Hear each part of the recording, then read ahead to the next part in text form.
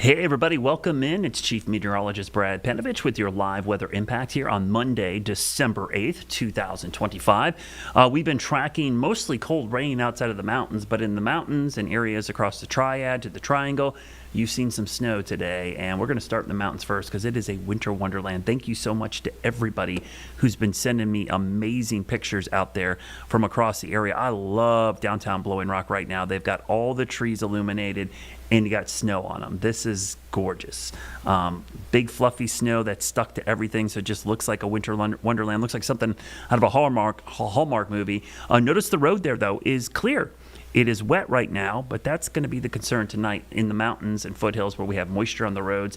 Temperatures eventually are going to fall. We're going to see a refreeze. The reason they're wet right now, they've been treated with salt. So salt does a really good job, but even salt starts to become less effective. It gets colder and colder. Typically, you start switching to other chemicals, but if it's just salt, it's probably low 20s where we start to see some issues. Now, these are the totals I had as of 5 o'clock. These certainly could be updated here shortly because it's still snowing, and I'm getting some updated numbers. But Howard's Knob, which is just outside of Boone, 7 inches. Beech Mountain coming in at 6. I know it's still snowing there. Thanks everybody sending me videos and pictures there. Jefferson area 4.5, but I got some reports in just a while ago about 6.5. Downtown Boone, so like around App State's campus, Main Street, around 4 inches. Blowing Rock, you can see 4 inches, but it might be a little higher now. Todd and Spruce coming in around 3 inches or so. This is a look at the analysis. This isn't always super accurate, but this kind of shows you what the guidance or the analysis of from satellite and model data thinks the snow is on the ground. Really kind of shows at least the outline if the totals aren't exactly right. You see most of it's been north along Greensboro to Raleigh, where they've got about a trace to a half an inch. Tim will give us an updated total from the Triad here coming up. But you can see the snow exiting. It's still snowing east of Raleigh. I know I saw some good video from our news partners over at WRAL of it coming down pretty good for at least a brief time. We were hoping to see a little bit of that across the Piedmont here, and getting reports around Hickory that we do have some flurries flying there right now, so don't be surprised if you see some flakes in the headlights this evening. Temperatures, it's cold, but it's mostly above freezing outside of the mountains. That's going to change pretty quickly overnight. we're going to see the deep freeze. Temperatures dropping all the way down into the mid 20s, and this could be several hours below freezing. So anything wet will refreeze, but the good news is I think most main roads will be fine because traffic dries them out pretty quickly. So kind of your headlines overnight: patchy black ice, the side roads, walkways, driveways, parking lots, those will be the worst because they don't really dry out because there's not a lot of traffic. This hard freeze will be the coldest of the season so far, and protect those people, pets, and plants. Your pipes will be fine. Water, ground temperature is still pretty warm, and this isn't a long enough, hard enough freeze to really cause issues even for older homes. Modern homes really have no issues at all in this kind of cold. So black ice, you hear that all the time. What is it? It could come from rain, melting snow. It's when we have water on the road surface or blacktop surface like concrete, asphalt, and then it freezes. It looks wet, but it's a thin layer of ice and you could see through it. That's why it's black in color. And so your tires have struggled with this. And this makes it really dangerous because there could be dry pavement in a lot of spots, and then you come across a wet spot and it's actually ice. So it's kind of hard to spot, and most people kind of freak out, and that's the last thing you want to do. In black ice, you want to just let off the accelerator, don't turn the wheel, brake, anything. Any sudden movement causes issues. Just best to coast right over until you get to dry pavement, where then you can slow down or turn. Tomorrow, not really warm, but at least the sun should make an appearance from time to time as we get back into the upper 30s, close to 40 degrees. Now, Futurecast shows tonight, everything's starting to dry out. Even the snow that we have in the mountains, that comes to an end fairly quickly, and we should see temperatures again in the teens and 20s, and by far the coldest of the season. Our guidance is going a little warmer on our model here, but I think with the clouds persisting early, we might get stuck in the upper 30s. That certainly looks to be a pretty good bet as we go into the future. Now, it's been a crazy cold start to December. I looked today, and I think it's the 31st coldest first week of the month. But last year was even colder. It was the 11th coldest. So yeah, it's been cold. Just one day above 50 for a high. Our average is in the mid 50s. So we've been spending most of this month about 10 to 15 degrees below average for the afternoon highs. Now, if we look forward, we actually start to see potential of maybe a little bit of a warm up, especially by the end of the week. I think we could see temperatures jumping above normal, at least in the 50s, and by Saturday we could be near 60 degrees. But notice Sunday into Monday, another cool down on the horizon, and that's all because of a dip in the jet stream. We're seeing that showing up in our long range guidance here. Right now we've got a big dip in the jet stream over the northeastern US and Canada. It kind of gets reinforced later this weekend, but you see that dip kind of move out, and maybe a little bit of a moderating trend going into Saturday before another surge comes in right about there. Notice moving down towards Toronto. So that's a pretty cold setup for late this weekend into early next week. The thing we look at for cold in the Carolinas, our best chance of getting cold is when it comes down the eastern seaboard or down from eastern Canada. The cold outbreaks in the middle of the country kind of go there, and they struggle to get that shallow cold air up and over the mountains. So some of the coldest air for us is if that cold air is centered in the Great Lakes region, the Northeast, the Ohio Valley. That tends to be a much more favorable location for wintry weather as well as cold weather for us. But you see the ridge out west, it's been really warm and dry there. Eventually, as it always does, that pattern flips. But the 14th through the 18th, which is the 6 to 10 day outlook, shows that cold air in the Northeast, the Carolinas, Mid-Atlantic, the Great Lakes, really warm out west. So we will be slightly below average. Our average high is now about 55, 56. So anything in the low 50s, upper 40s, certainly gonna meet the criteria for that. But we go really long range. It's the week before Christmas. Our average high drops to 54 and the average low to 34. You see temperatures might be starting to moderate by then. So there's always a flip. The thing about cold here, it rarely sticks around very long, and especially in a La Nina winter like we're heading into right now, I have a tough time believing that we're going to stay this cold and this kind of setup, especially with a La Nina that's continuing to develop. So quick look at your forecast tomorrow as we get into your Tuesday. Please be cautious of the black ice in the morning. Those are the wind chills, the blue numbers. The upper number is the air temperature. So you can see it is going to be really cold tomorrow with highs struggling to get back to 40 degrees even. So talk about a chill in the air. Quick look at your Jerry Hunt Supercenter 7-day forecast. You will see that temperatures do moderate later this week into the 50s, even close to 60, as I mentioned on Saturday, but it does dry out. The active storm track looks to take a little bit of a break as we start to see some drier air. You see that next surge of Arctic air Sunday into Monday. That looks like a pretty cold setup there, with maybe morning lows briefly getting back down into the teens and afternoon highs only in the 30s. Staying cold through the middle of the week, but it looks like things do warm up a little bit by the 18th, which we started to see in that 8 to 14 day outlook. So that's a quick look at your extended forecasts. Stick around after the break. Tim Buckley from WFMY up in Greensboro will join us. They had a little bit more snow up in the Triad, not a ton, but definitely more than anywhere down this area. We'll talk about that. We'll talk about the big black ice threat, and we'll talk about what's happening in the mountains where it's a winter wonderland. Stick around. We'll be back in 2 minutes.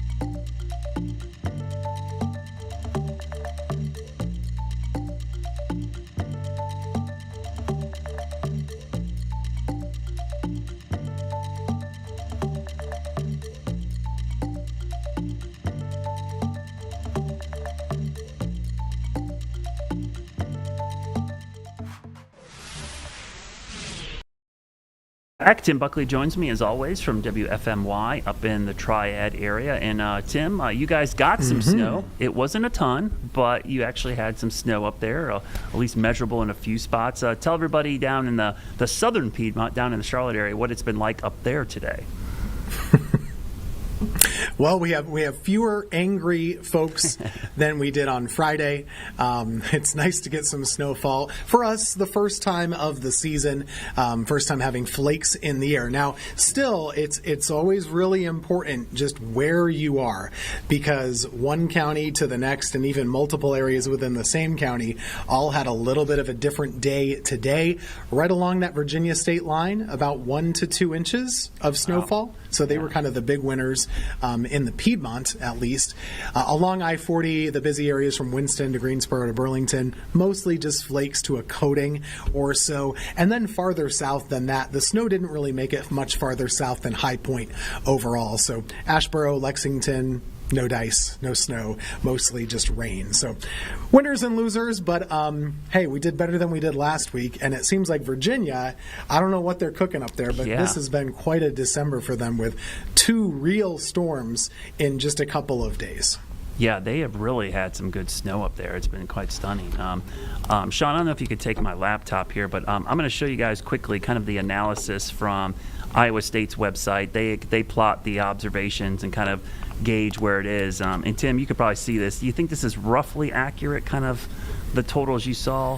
From it looks like Winston to Greensboro north, maybe a dusting to a half an inch, and then up in Virginia you got some 4 and 5 inch amounts, and then over towards like the Richmond area, it looks like they got 5 or 6 inches of snow over that way. It's right enough for now, and this is always a really nice product to look at because it'll get better as we get more reports data, that kind of flow in through the rest of the evening. But yeah, I haven't really gotten anything from people that would dispute this all that much. But those northern tier counties, that's Surrey, Stokes, Rockingham, and Caswell, those are those 1 to 2 inch areas for us. And then, like I said, Greensboro, nothing more than a coating. So that about jives. What's pretty impressive, though, I mean, you saw this too. Yeah. Those mountain snowfall totals just jumped off the map. Yeah. 6-7 inches. I mean, big totals up that way. Yeah, kind of surprising. It definitely kind of overproduced there, especially in the higher elevations. I think because it came in pretty quick and stayed all snow. And from the pictures we're getting, it looks super fluffy and nice. And Sean, if we go back to Weather One there real quickly, we showed some of these videos earlier, and I know you were showing the same ones, but that's Boone, and that doesn't do justice to what's around Boone. I think in downtown Boone it's been 3 or 4 inches, but Howard's Knob, which is just outside of Boone, 7 inches. And the camera that looks the greatest, Tim, it's just not because of the snow. It's like downtown Blowing Rock. Look how beautiful that looks. Ooh, and the first time I'm actually starting to see the road get covered, which tells me the temperature's plummeting pretty quickly. But they have all those trees beautifully decorated in their town square, and that looks like something out of a Hallmark movie right there.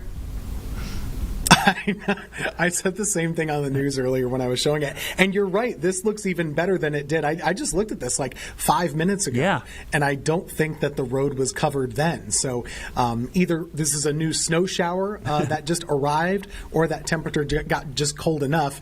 Even over in the Raleigh area right now, Brad, they're starting, after sunset, they're starting to see a little bit of a coating develop in spots. So that sunset is really important. And I think a lot of us might think, hey, it's in the 30s. What good does the sunshine do? It's cloudy outside. It does make a difference. It provides energy. I mean, it's bright enough that we can go outside and see things. So there's always some energy that's playing when the sun is out. And when it goes away, that snow can accumulate a lot more efficiently. Yeah, the other thing is, as I have a brother who's in the landscape and snow and ice removal business in the winter, just regular rock salt works to like a certain temperature, Tim, and then it becomes less effective. So areas in the mountains, I'm guessing the roads were really wet because, one, the sun was up, but also they were probably using rock salt. And now I would say we're probably getting below 25 degrees in some of those areas where then, you know, the typical rock salt becomes a little less effective, and they switch to a whole nother chemical. It's usually like calcium chloride, or they start mixing that in there, and that's where the salt, they start mixing in other chemicals. I think even they use like beet juice sometimes in the brine trucks. It's like crazy, but there is a little chemical thing that goes on there. Once it gets super cold, it becomes less effective. And so, yeah, that's the first time all day I've seen the streets covered like that. And really impressive to see the trees covered so beautifully. It's like it was just wet enough to stick, but not super wet that it was melting. Totally caked on. It's exactly what you want if you're a winter weather lover. I don't know. We want to be just like these people. They're just walking around the gazebo. Look at, they have no jackets on either. Just go for a walk in the snow. These guys just walking around like they're tough up there. They don't have to. Yeah, it's a different breed really quickly. Yeah. So, maybe talk a little bit about that salt effectiveness, because I know that happens around here, Tim. We don't typically have these other chemicals because it usually doesn't snow and it's that cold. It's usually pretty close. But I love that graphic because it kind of tells you how, once you get that 10-degree drop, things become a little less. And this is really important for the mountains because it will get that cold tonight. Oh, dang. I had the graphic pulled up and then my whole system just crashed on there. But basically, when I get it back up, I'll pop it up. But either way, what we were saying is that once you're about 20 degrees versus around 30 degrees, it's like 10 times less effective. So that's just traditional rock salt. And like Brad was saying, the chemical compounds that they can add to it definitely improve the effectiveness. And so it really is just, a matter of how they're treating the roadways. And I think that'll be something that we watch for tonight, because honestly, with this event, it wasn't super anticipated for days on end the way that the last one was. Yeah. I mean, they treated our roads excessively for Friday. Oh, wow. Didn't really happen this time around. And then, of course, we had rain mixing in with snow, and we've had a day of that going on with a lot of melting. So whatever was put on the roads probably isn't there so much anymore. So tomorrow morning, they're probably going to still be putting down some regular salt. And it will be really cold tomorrow morning, too. So it looks like it's about 5 times less effective, traditional salt, 20 degrees versus 30. So that could be a bit of a factor when we're talking about black ice or, patchy, slick spots on the roadways tomorrow morning. I don't know about your area, Brad. It's still really wet around here. Yeah. We've still had some snow showers falling. We do the weather outside. Everything's all wet out there when I'm doing the report at 6 o'clock. So I think there will be a good amount, especially on the bridges or elevated surfaces. That'll be where you watch for those slick spots mostly. Yeah, absolutely. So let's talk about black ice, because I feel like we hear that every winter, and sometimes, I'll be honest with you, Tim, I think sometimes it's overplayed, sometimes it's underplayed. I think every time it drops below freezing after rain, everyone's like, oh, there's going to be a sheet of ice. Today's a little different because the moisture's lingering up until that point when it drops below freezing. Oftentimes when we get a setup where it snows in the morning, it gets up to like 40 and it's like sunny and dry for like 6 or 7 hours. That's plenty of time usually to dry the roads off. Today is a little different case. It was cloudy and gray all day, so we never got a chance to dry things out, and so black ice is probably more a legitimate threat tonight than it would be in some of these other events. And one thing that I always tell people is, you were really spot on. You're saying about like your weather patio. It's those parking lots, the secondary roads, your sidewalks, your driveways, because the main roads get a lot of traffic because just driving over wet roads dries them out. And we're a NASCAR country, so we know how, when they dry the track, Tim, they use blowers, but they also will send the cars out and do pace laps, right, to help dry the track, because just the cars driving over kicks up moisture and dries it out. So it's the roads that have the less traffic that you got to watch out for tomorrow morning.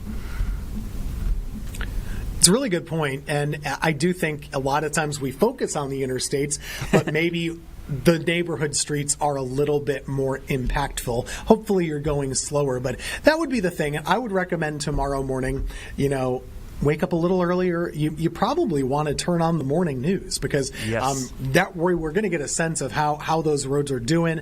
We'll have some crews out there letting you know if it's no big deal or if it is kind of a big deal. But even before that, just watch your step. I think we focus so much on cars, and with good reason, but we hear from EMS a lot of times the main, impact to humans around this time of year with these kind of systems are the slip and falls. And that's not people doing anything crazy. You're just going out to let the dog out, or you're going to get the mail or the paper. That step on the front porch, the back deck, the railing that you grab onto, those are things that will ice over, especially if they're disconnected from the ground. The ground temperature isn't that warm right now. It's about a 38-degree soil temperature when I checked here. So that's not super warm. But if it's elevated from that, like a deck or a railing, those are definitely going to be frozen for tomorrow morning. So look before you step and take it slow on the roads, of course. I think it's a good call for this time around.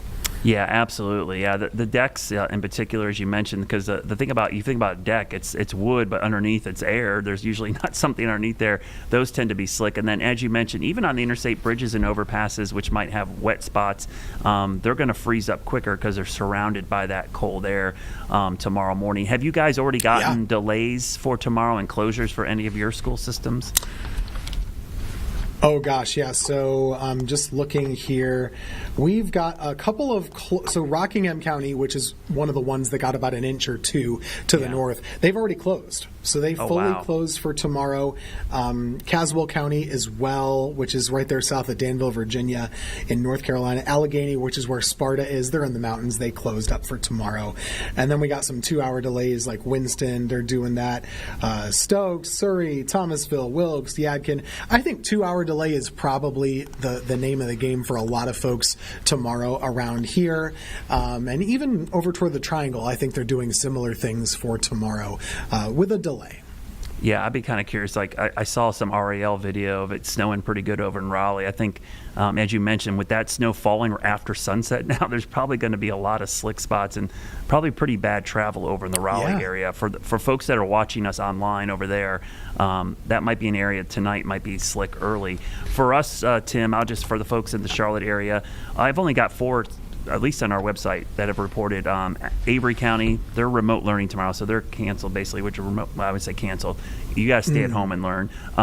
Alexander County's on a 2-hour, Hickory Public 2 hours, and Newton Conover 2 hours. I haven't heard from Watauga or Ashe, but those are 2 other counties, likely Wilkes County as well over there.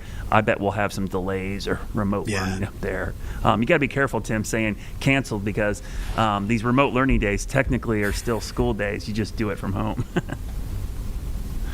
Yeah, it's a new world for sure.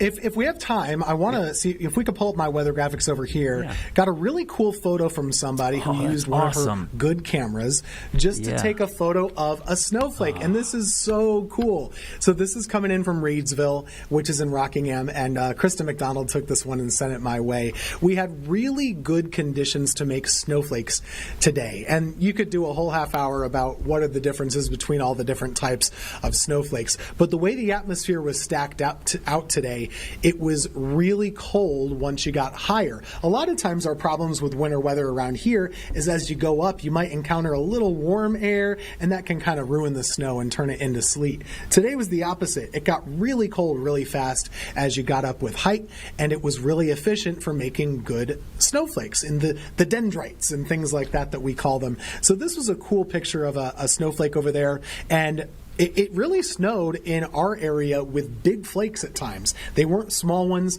You would get these bursts of heavier snow where they really were big ones, and even some aggregate snowflakes coming down from the sky at times, Brad. And it was kind of interesting. In my area of Greensboro, it would accumulate on the ground, and then when it got lighter, it would melt. And then when it got heavier again, it would accumulate. So it was kind of a give and take with how hard it was snowing as to whether it was able to stick or not.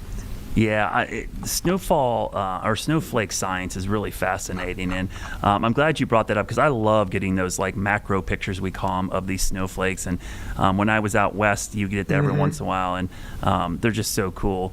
Yeah, it looks like the birds are loving it there in Ruffin. Looks like a bunch of crows. Yeah, they were having a good time for sure. Gosh, that's coming down there get too. The birds out there. We didn't see any cardinals. It really was impressive video, and even in the still photos like this one, you could just see those big flakes in the background.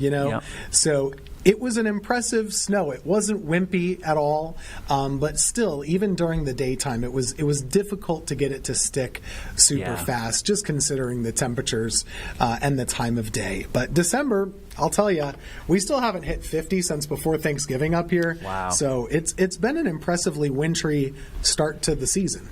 Yeah, it's one of the things I did this morning. I started looking because I had 7 days of data. So I'm like, well, let's look back the first week of December. And I think we were the 28th or 29th coldest. And I had forgotten, Tim, last year was colder for the first week of December. It was the 11th coldest. So we had that crazy cold start last December, but then it flipped and it got super warm. And believe it or not, we ended up above normal for the month of December. So we'll see if it flips again. But it's pretty cold pattern here this week. We got a brief warm up and then more cold air. But this would probably be our coldest night of the season. Would this be your coldest night coming up tonight? We're expecting it to be, yeah. We're forecasting between like the upper teens and low 20s. The coldest we've been was right there about 23 degrees, I think. So this would do it for us. And like we said, this isn't just 29 degrees and liquid out there. This is going to be low 20s. So black ice is a lot more of a concern, and just be cautious, and it'll pass. We should dry up easily throughout the day with sunshine tomorrow, but still not going to be a warm week of weather overall. No, it looks like it's going to stay pretty chilly going into next week. So real quickly, Sean, can we throw mine up there real quick, my graphics? Because I'm glad you said something, because I brought up the graphic about that dendrite, which you showed. And as Tim was mentioning, the different types of snowflakes we get. And that temperature is not at the ground. That's in the cloud layer where it's made. So it was really cold up in that cloud level. And so dendrites are kind of your your emoji snowflake, if you will, kind of the typical. But you get needles, plates, columns. Those can be stacked up. And if you ever do man-made snow, like I do in my yard or at the ski resorts, it tends to be more those needles because of the temperature it's made at, and they stack up. But yeah, the big fluffy snow like we had today was like something out of a postcard.